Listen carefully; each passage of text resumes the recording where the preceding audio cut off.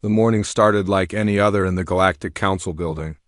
The massive crystal dome stretched high above the main hall, where representatives from dozens of worlds gathered to discuss trade, territory, and the daily business of running a galaxy.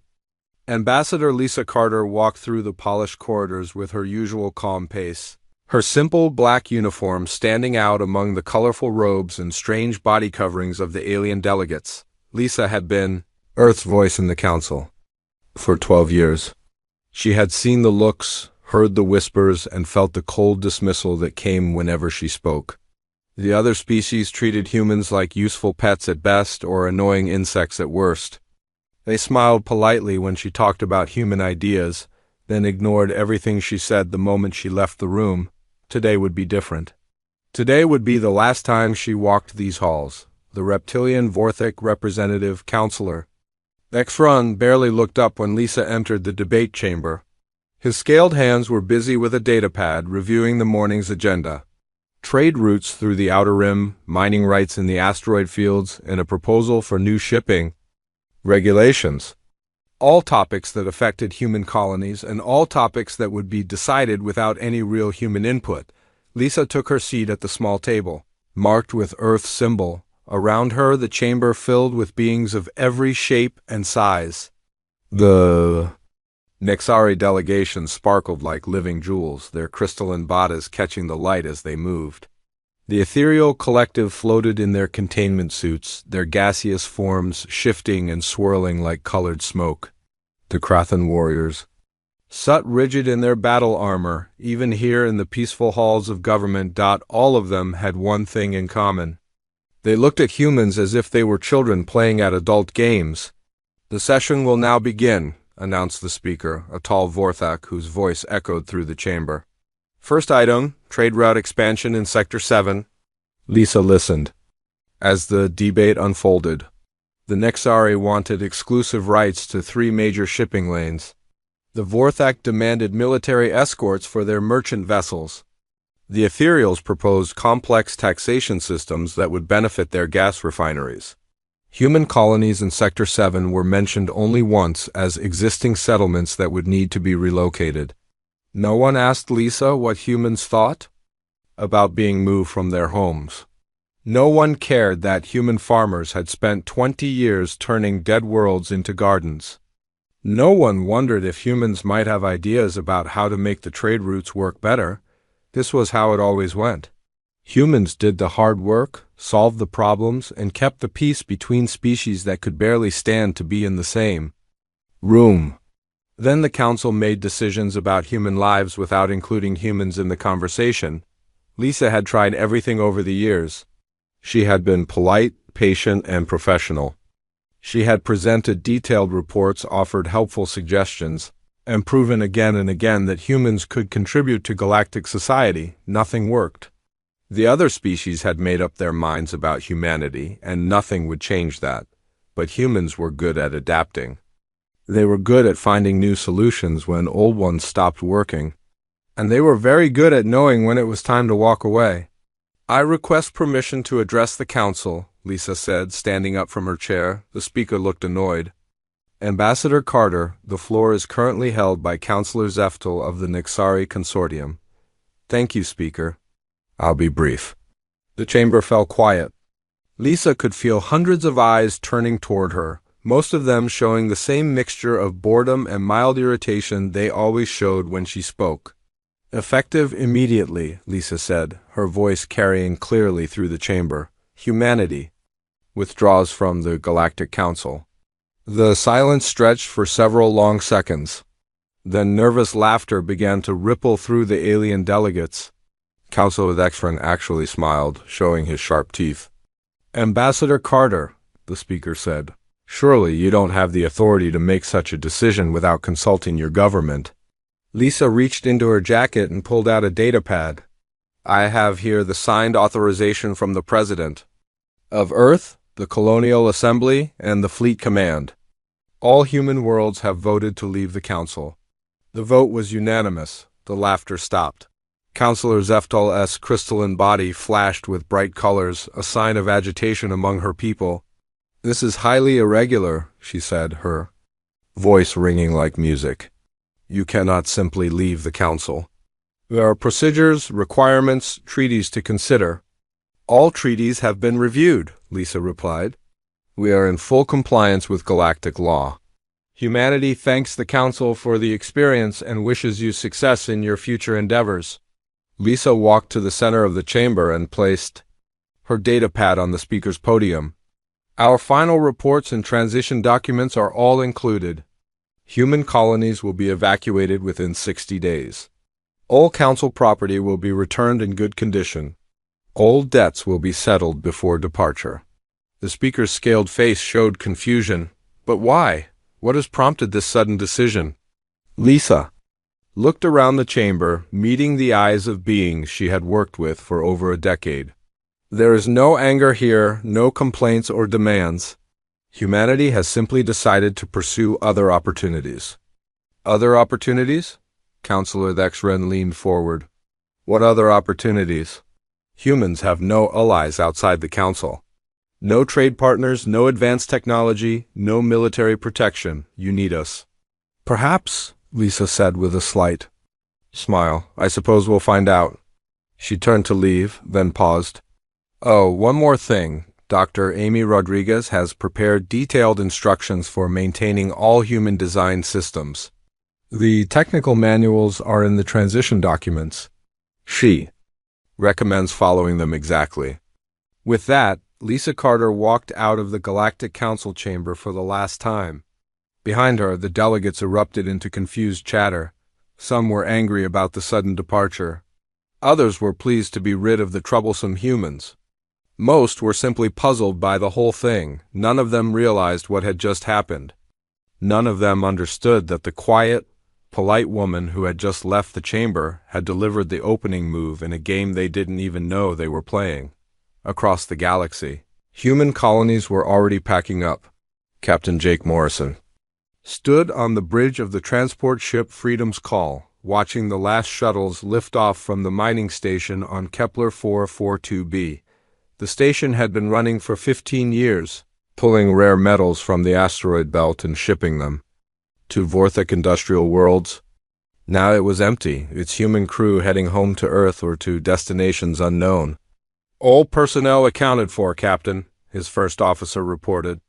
The station's automated systems are still running, but they'll need maintenance within 6 months. Jake nodded. That's not our problem anymore. Take us out of orbit.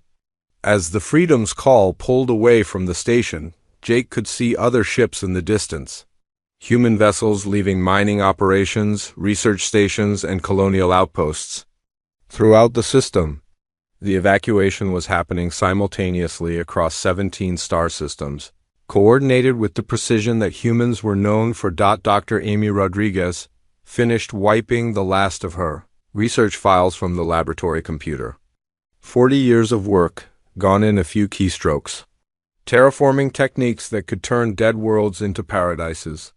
Medical advances that could cure diseases affecting 6 different species. Engineering solutions that made impossible construction. Projects routine. All of it deleted, leaving only the basic operational manuals that would keep existing systems running for a while.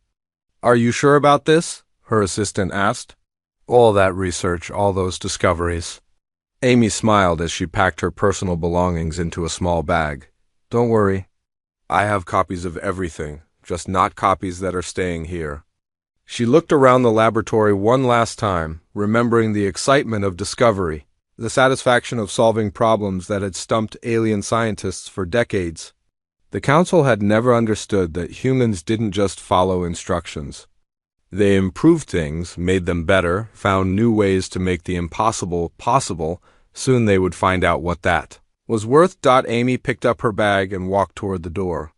On her desk, she left a small note. Thank you for the opportunity to serve. The systems are yours now. Good luck. Then she was gone, leaving behind empty rooms and the quiet hum of machines that would soon need human hands to keep them working. 3 months had passed since the humans left, and Trade Commissioner Zektar was starting to worry. He stood in his office high above the capital city of Vorthak Prime, staring at production reports that made no sense. The numbers should have been going up, not down. With humans gone, there were more opportunities for other species, more jobs available, more resources to share. Instead, everything was falling apart. The mining operation in the Kepler system was the worst example. Human crews had pulled rare metals from those asteroids for 15 years, working with machines that seemed simple enough. Big drills, sorting equipment, transport containers. Nothing too complicated. The Vorthak workers who replaced them were experienced miners with decades of training, but somehow, production had dropped to 40% of normal levels. Zektar's assistant, a young Vorthak named Krextal, entered the office carrying another stack of reports. His scales were dark with stress, a sign that he was bringing bad news. "Sir, we have the latest numbers from Kepler Station," Krextal said, setting the reports on the desk. "Output is down again this week. The new crew chief says the equipment keeps breaking down." "Breaking down how?" Zektar asked, though he was starting to suspect the answer. "The sorting machines aren't working right. They keep jamming up, or they sort the wrong materials into the wrong containers. The drill heads are burning out faster than they should. And the transport system has stopped working completely." Zektar picked up one of the reports and studied it. The human who had run Kepler Station was a man named Pete Collins. His crew had consisted of 32 humans who handled everything from equipment maintenance to quality control. They had worked 12-hour shifts and never complained about the dangerous conditions or the isolation. More importantly, they had never filed reports about equipment failures. "What do the technical manuals say?" Zektar asked. "That's the problem, sir. We're following them exactly, but something isn't working. The manuals tell us how to operate the machines, but they don't explain what to do when things go wrong. And things keep going wrong." Across the galaxy, Ambassador Silaneth of the Nexari Consortium was dealing with her own crisis. The crystalline being stood in the center of her government's main conference chamber, surrounded by worried advisors whose bodies flickered with colors of distress. "Explain to me again how we lost an entire production line," she said, her musical voice sharp with frustration. Her chief engineer, a Nexari named Kelthes, stepped forward. His crystal body was dark blue, the color of deep embarrassment. The manufacturing plant on Nexari 7 was designed around human workers. The control systems, the assembly procedures, even the spacing between workstations. When we tried to adapt it for our people, everything fell apart. "But surely our engineers are capable of making simple modifications?" "That's what we thought," Kelthes replied. "But the humans had integrated their systems in ways we didn't understand. Every change we make causes problems somewhere else. When we adjusted the assembly line height for our workers, the quality control scanners stopped working properly. When we fixed the scanners, the packaging system began malfunctioning." Silaneth's body flashed bright yellow, a sign of growing anger. "Are you telling me that humans, with their primitive technology, created systems too complex for Nexari engineers to understand?" "Not too complex," Kelthes said carefully. "Just ... different. They didn't build the systems the way we would have built them. Their approach was more flexible, more adaptable. Our methods are precise and efficient, but they require everything to work exactly as designed. The human systems seemed designed to work even when things went wrong. The problems weren't limited to industry. On the diplomatic station orbiting Neutral Zone Gamma, Ethereal Counselor Vexful was discovering just how much humans had contributed to galactic peace. The Krathan Dominion and the Sectar Republic had been enemies for 3 centuries. Their hatred ran so deep that they couldn't be in the same room without starting a fight.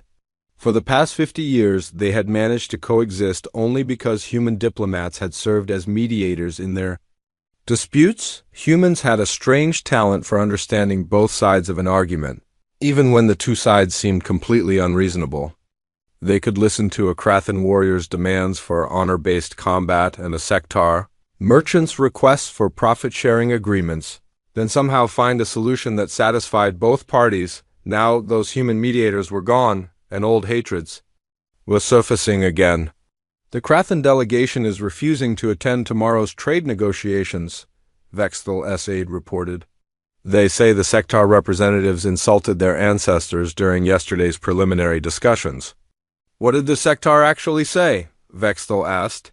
They offered a standard greeting in their own language. The Krathan translator interpreted it as a death threat. Vextel sighed, a sound like wind through crystalline caves. This was exactly the sort of misunderstanding that humans had prevented. Somehow, they had learned to speak not just the languages of different species, but their cultural languages as well. They understood when a Krathan was being polite versus when he was preparing for battle. They knew the difference between a sectar business proposal and a sectar insult. Without humans to translate not just words but meanings, every conversation was becoming a potential conflict. The military situation was even worse. Commander Rick Hayes had been in charge of the early warning system that protected Council space from pirates and raiders. His network of sensors and patrol ships had kept the trade routes safe for decades. The system was still running, but it wasn't running well. Admiral Nexvar of the Vorthik Defense Fleet studied the latest patrol reports with growing concern. Pirate attacks had increased by 60% in just 3 months. The raiders were hitting targets that should have been protected, striking at times when patrols should have been present. How are they getting past our sensors? He demanded. His intelligence officer, a veteran named Thralek, shook his head. They're not getting past the sensors, sir. The sensors are detecting them, but our response times have doubled since the humans left. Doubled? How is that possible? The human patrol commanders had a different approach to border security, Thralek explained. They didn't just react to threats, they anticipated them. They would position their ships based on pirate behavior patterns, trade route schedules, even things like asteroid movements and solar activity. When an attack happened, they were already in position to respond. Admiral Nexvar studied the tactical display showing current patrol positions. His ships were spread evenly throughout the sector, maintaining standard coverage patterns that had been used by the Vorthek military for centuries. It was a logical, efficient system that should have been superior to whatever crude methods the humans had used. What are our patrol commanders doing differently? They're following standard military doctrine, Thralek replied. Fixed patrol routes, regular schedules, proper formation flying, everything by the book. And the humans? The humans never followed any book we could find. Each patrol commander seemed to make up his own rules based on local conditions. It looked chaotic and undisciplined, but somehow it worked better than our system. The pattern was the same everywhere. Human methods had looked simple, even primitive, to alien observers. But when other species tried to replace those methods with their own superior approaches, everything stopped working properly. On the industrial world of Vorthek 7, Factory Supervisor Kexenol was learning this lesson the hard way. The automated assembly line that produced communication equipment had been designed by human engineers 5 years ago. It was supposed to be foolproof, capable of running with minimal supervision, but it only worked when humans were supervising it. The quality control systems are rejecting 70% of our output, Kexenol's chief technician reported. The components are being manufactured to exact specifications, but the scanners keep finding defects that don't exist. Kexenol examined one of the rejected components. It looked perfect to his eyes, meeting all the technical requirements. But the human-designed scanner had marked it as defective and sent it to the recycling bin. Have you checked the scanner calibration? Every day, sir. It's calibrated exactly according to the manual, but the human technician who used to work here, a woman named Carol Murphy, had her own calibration settings that she never wrote down. She just knew how to make the system work. This was the problem that was showing up everywhere. Humans had left behind detailed manuals and instruction guides for all their equipment and systems, but the manuals only covered normal operations. They didn't explain what to do when things went wrong, how to handle unusual situations, or how to make judgment calls when the rules didn't apply. Humans had possessed something that couldn't be written down in a manual, the ability to adapt, to solve problems on the fly, to make systems work even when they shouldn't, and now they were gone. Taking that ability with them, the council members who had celebrated Humanity's departure were starting to realize that maybe they had made a mistake, but it was still early. Surely they could figure out how to replace whatever small contributions humans had made to galactic society. After all, how hard could it be? 6 months after the humans left, Emergency Coordinator Tisara of the Ethereal Collective was running out of solutions. Her gaseous form swirled with dark colors as she floated above the conference table, studying reports from across the galaxy. Every attempt to replace human workers had failed. Every effort to improve on human methods had made things worse. The latest disaster had happened on the mining world of Zarian Prime. The collective had hired experienced Krathan warriors to take over the mining operation that humans had abandoned. Krathan were known for their strength and determination. They were perfect for dangerous work in hostile environments. The problem was that Krathan solved every problem with force. "The mining equipment has been completely destroyed," reported her aide, a younger ethereal named Zixmal.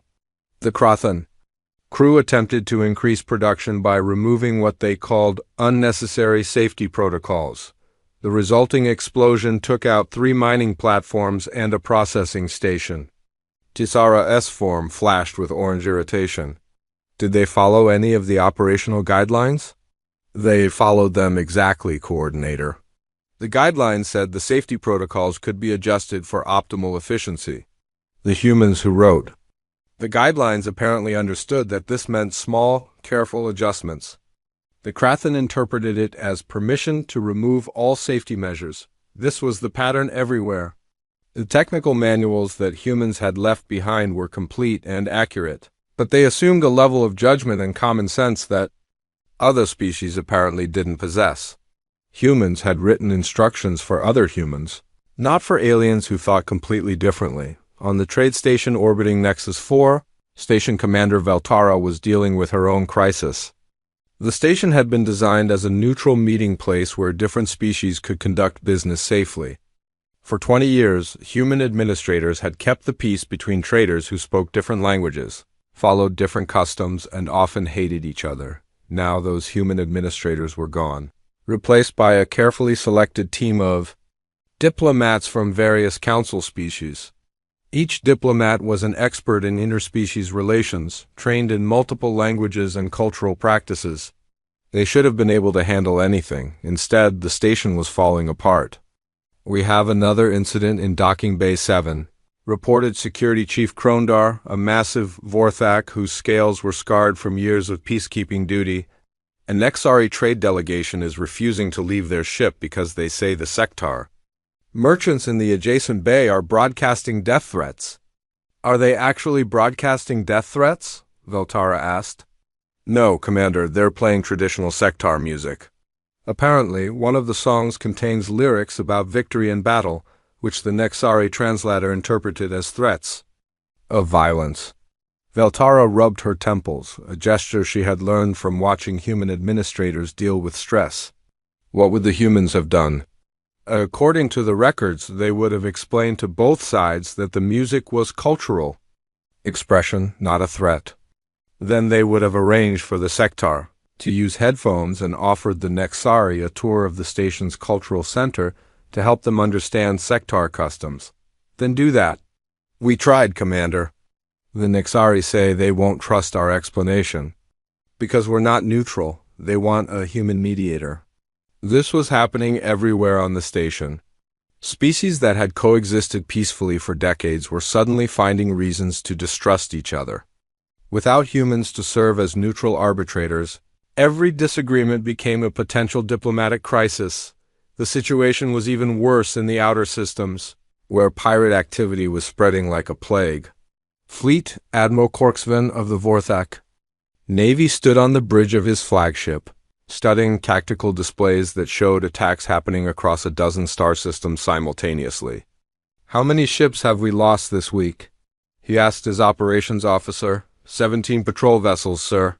Plus 2 cargo convoys and a passenger liner." Korksvan's claws scraped against the metal railing as he gripped it tighter. "Where are our rapid response teams? Responding to other attacks, sir?" "The pirates seem to know exactly where our ships are at all times. They hit targets when our patrols are furthest away. The Admiral studied the attack patterns, looking for some logic he could understand. The pirates weren't random raiders anymore. They were organized, coordinated, and they seemed to have perfect intelligence about fleet movements. Sir, his intelligence. Officer interrupted. I think I know what's happening. I've been studying the old human patrol reports, and I found something interesting. What? The humans weren't just patrolling randomly.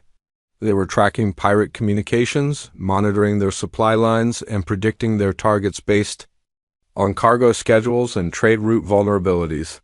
They maintained detailed files on every known pirate organization in Council space. Corksman felt his blood go cold.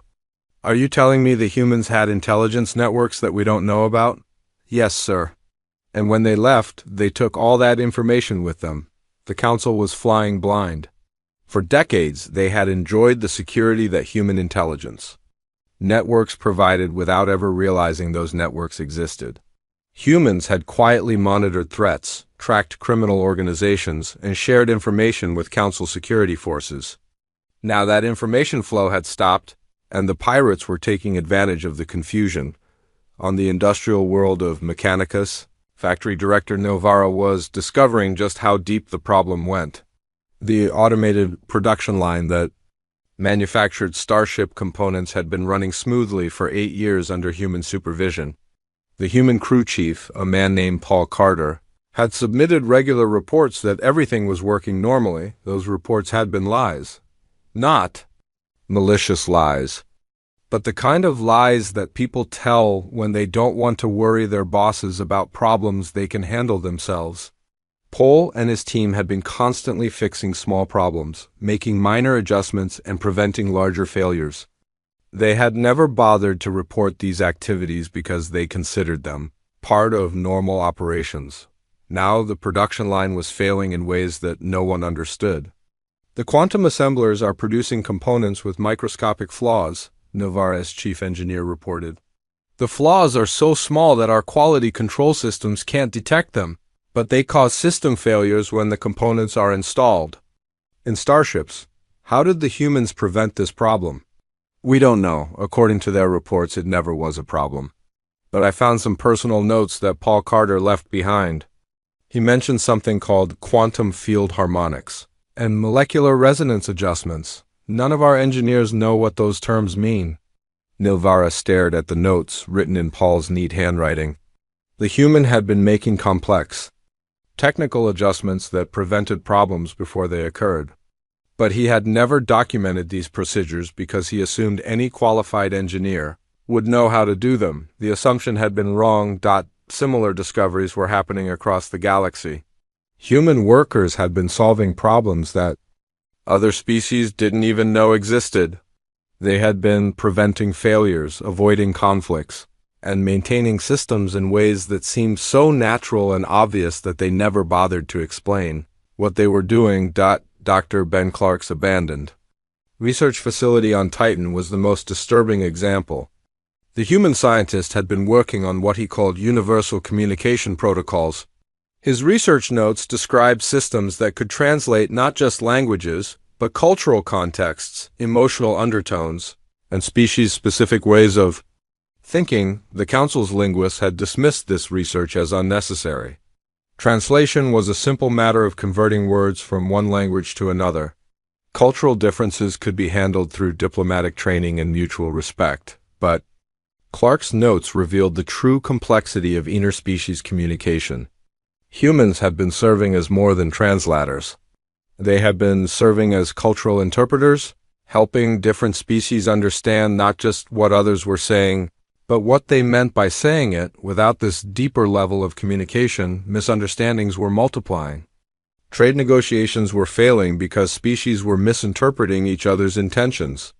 Military alliances were straining because allies couldn't understand each other's strategic thinking.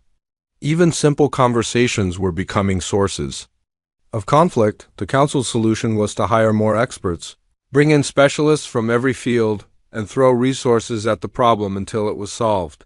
Surely the greatest minds in the galaxy could figure out how to replace whatever simple contributions humans had made, But the problems kept getting worse. Production continued to fall. Conflicts continued to increase.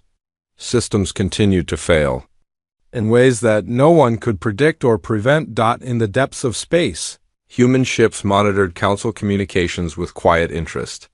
Captain Alex Morrison sat in his command chair aboard the exploration vessel New Horizons, reading intelligence reports that his crew gathered from long-range sensors.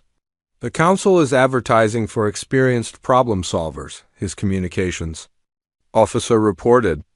They're offering premium wages for anyone who can restore their industrial output to previous levels. Any takers? A few species have submitted proposals, but nothing's working. 1 year after humanity's departure, the Galactic Council convened the most important emergency session in its 1,000-year history.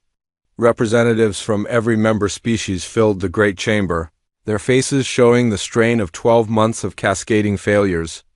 The numbers on the massive display screens told a story that no one wanted to believe. Trade volume down 37%. Industrial output fallen by half. Military effectiveness reduced to levels not seen since the Dark Ages before the Council was formed. And the trend was still accelerating downward. Supreme Counselor Kefalin of the Nexari Consortium stood at the center of the chamber, her crystalline body flickering with colors of deep distress. As the Council's senior leader, it fell to her to speak the words that everyone was thinking but no one wanted to say. "We need the humans back," she announced, her musical voice carrying clearly through the silent chamber. The admission hung in the air like a toxic cloud. For a full minute no one spoke. Then Trade Commissioner Zektar of the Vorthic Empire rose from his seat, his scales dark with shame. "The Kepler mining operation is completely shut down," he reported. "We've tried 17 different approaches to restart production. We've hired the best engineers from 6 different species. We've rebuilt the equipment from scratch using superior Vorthic technology. Nothing works. The humans made it look simple, but we can't figure out how they did it." Economic analyst Tixnara stepped forward, carrying a datapad filled with reports that painted an increasingly desperate picture. "The problem isn't limited to mining," she said. "Every industry that relied on human workers is failing. Food production is down because human agricultural techniques can't be replicated. Transportation is disrupted because human logistics coordinators understood supply chains in ways we don't. Even our entertainment industry is suffering because humans created content that appealed to multiple species simultaneously." Fleet Admiral Krekstar of the Vorthic Defense Force presented the military situation with grim efficiency. "Pirate attacks have increased by 400%. Our response times are 3 times slower than they were under human coordination. We've lost more ships in the past year than in the previous 20 years combined." He activated a holographic display showing attack patterns across Council space. Red markers indicated successful pirate raids, and there were hundreds of them scattered across dozens of star systems. "The humans weren't just patrol commanders," he continued. "They were intelligence analysts, strategic planners, and diplomatic negotiators all rolled into one.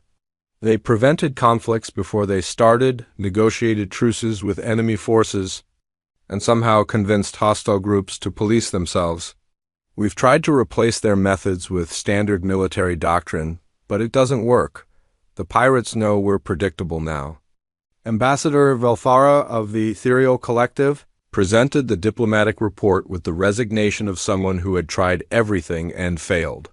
"Interspecies relations are at their worst point in centuries. Without human mediators, old conflicts are resurging.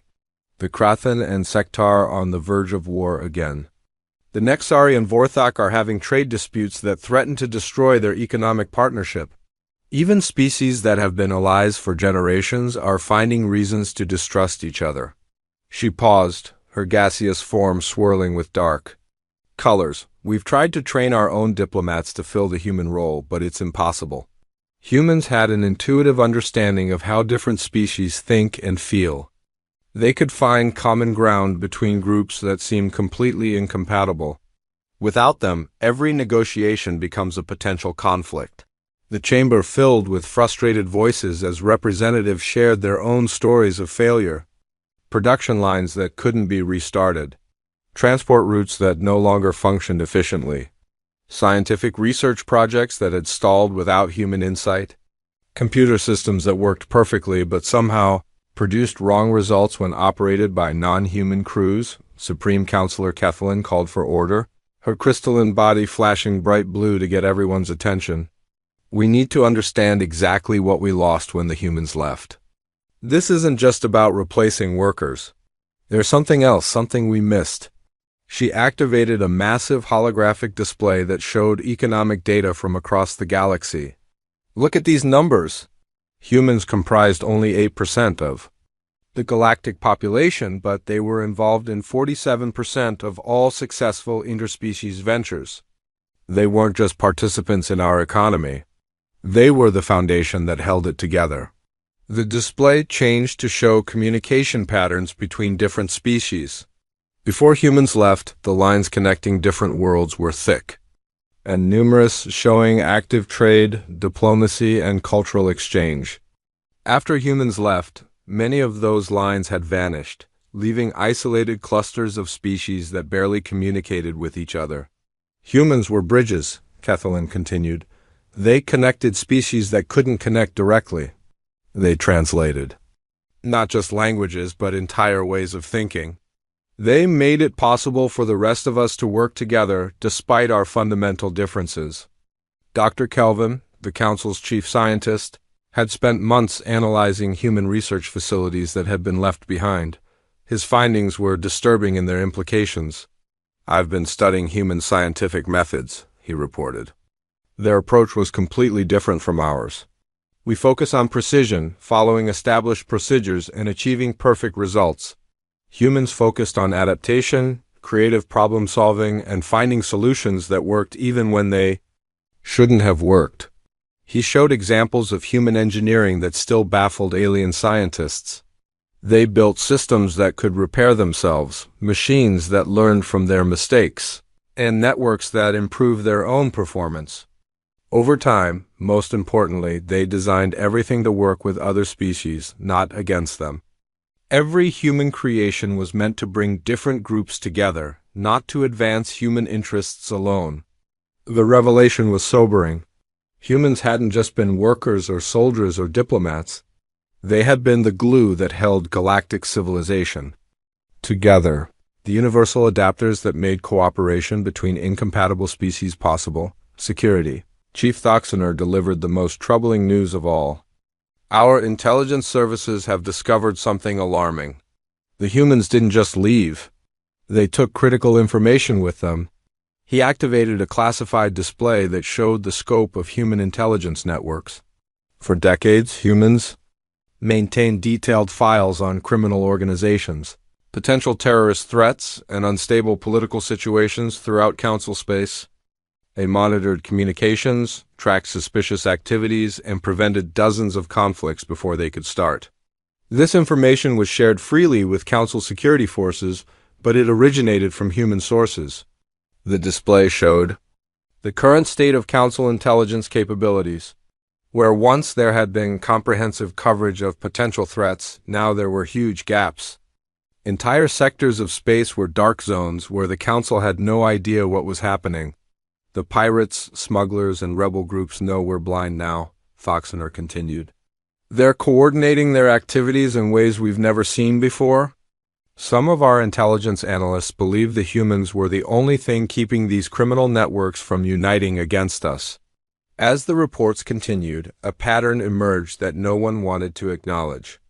Every major system in Council space had been dependent on human contributions in ways that had been invisible until those contributions disappeared. Humans hadn't been junior partners in galactic civilization. They had been its architects, its engineers, and its guardians. Supreme Counselor Kathleen made the decision that everyone knew was coming. "We need to find them. We need to bring them back. Whatever it takes, whatever it costs, we need humanity to return to Council space." The chamber erupted in discussion as representatives debated how to contact a species that had vanished without leaving a forwarding address. Some suggested sending scout ships to search the outer rim. Others proposed broadcasting messages of apology across all known communication channels. A few desperate voices suggested offering humanity full counsel, membership with voting rights equal to the founding species. But as the debate continued, one uncomfortable truth became clear. The council had no idea where humans had gone or how to contact them. They had disappeared as quietly and efficiently as they had done everything else, leaving behind no clues about their destination or their intentions. Somewhere in the dark space beyond the galactic edge, human ships detected the council's frantic communication attempts.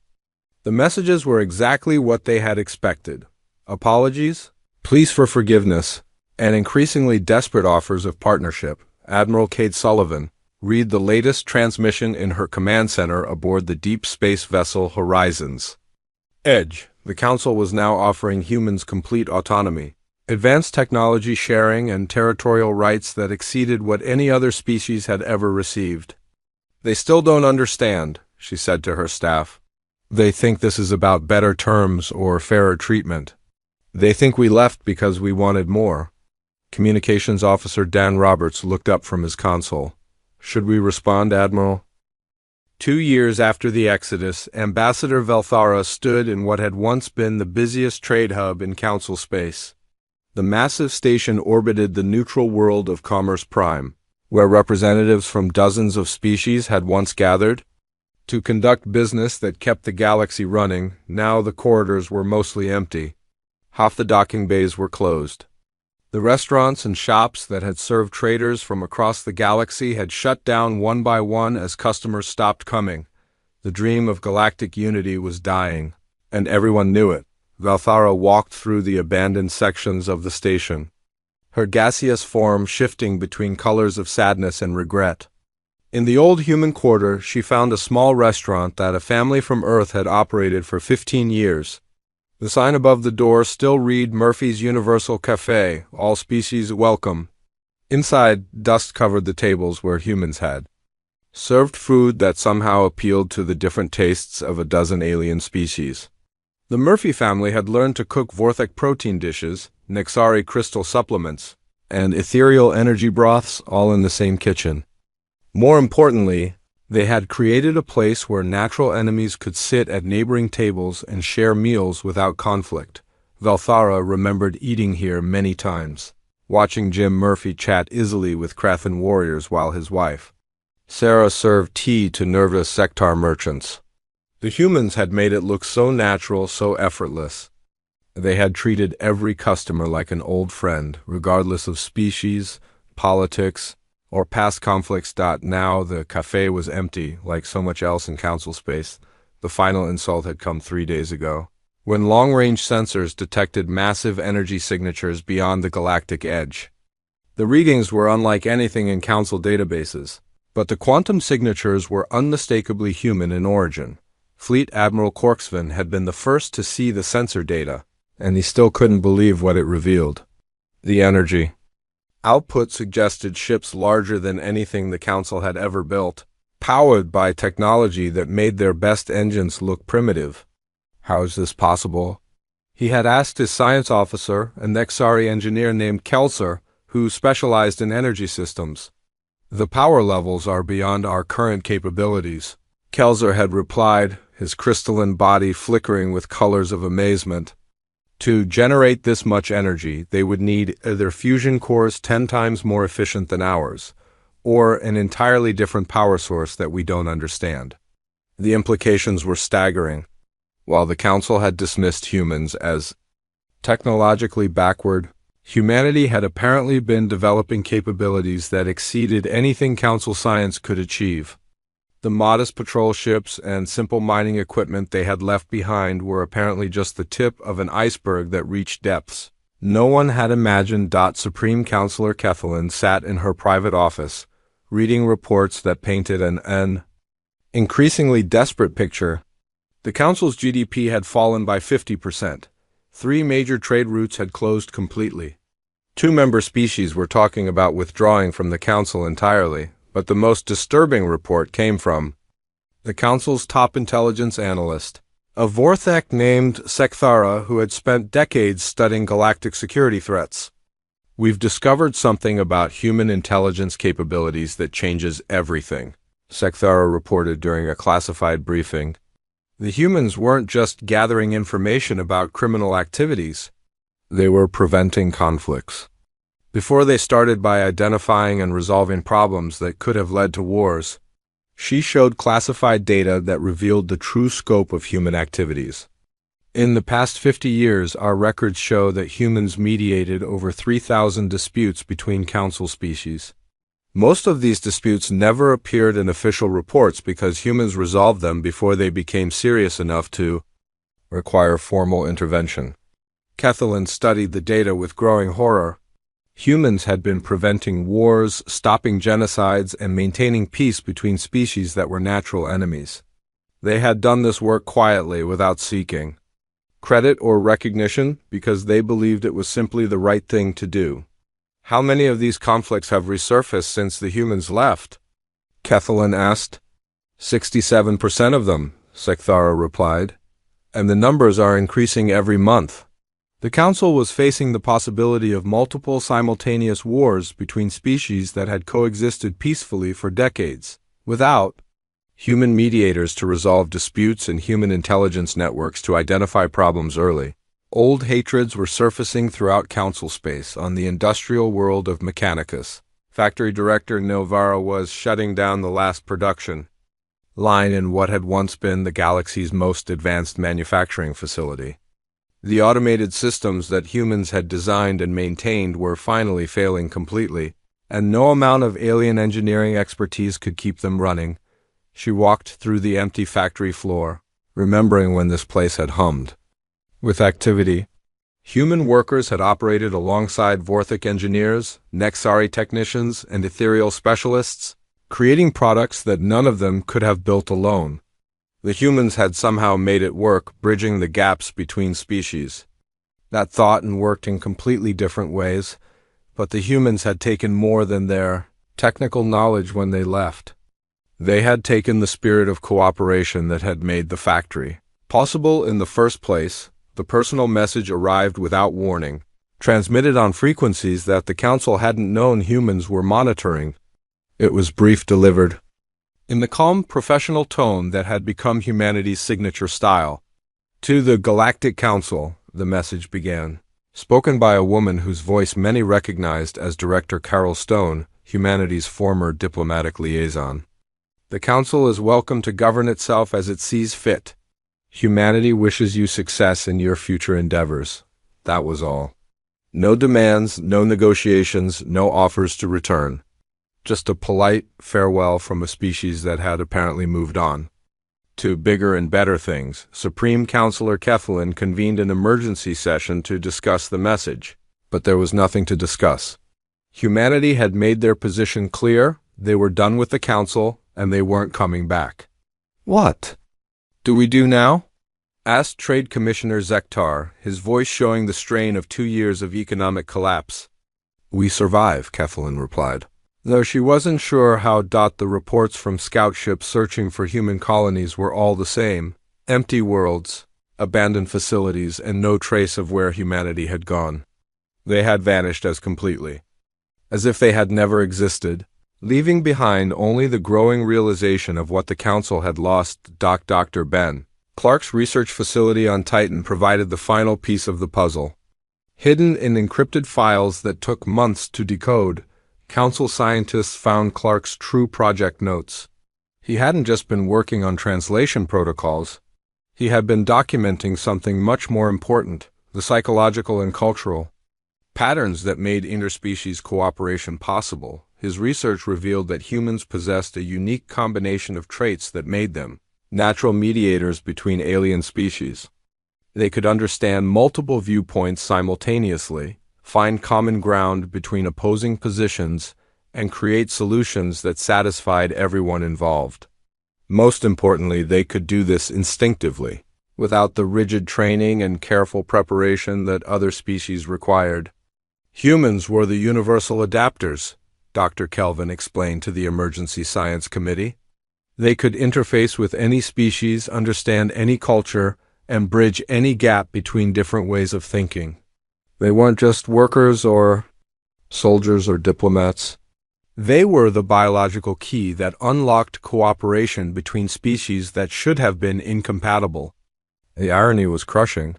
The Council had dismissed humans as primitive and unimportant, not realizing that humanity possessed the one trait that galactic civilization couldn't function without: the ability to bring different species together despite their fundamental differences. Now that trait was gone, and the galaxy was falling apart. In the depths of intergalactic space, Admiral Kate Sullivan received the latest intelligence reports from Council territory. The news was exactly what humanity's leadership had predicted: complete economic and social collapse within 5 years, followed by a probable return to the isolationism and constant warfare that had plagued the galaxy before the Council was formed. The Vorthic Empire is mobilizing their fleet, Intelligence Officer Don Roberts reported. The Nexari Consortium is fortifying their borders. The Ethereal Collective is withdrawing from all joint ventures. Everyone's preparing for war. Kate nodded. The Council had finally learned the price of their arrogance, but the lesson had come too late. Some mistakes couldn't be undone with apologies or better offers. Some bridges, once burned, couldn't be rebuilt. Humanity had found something better.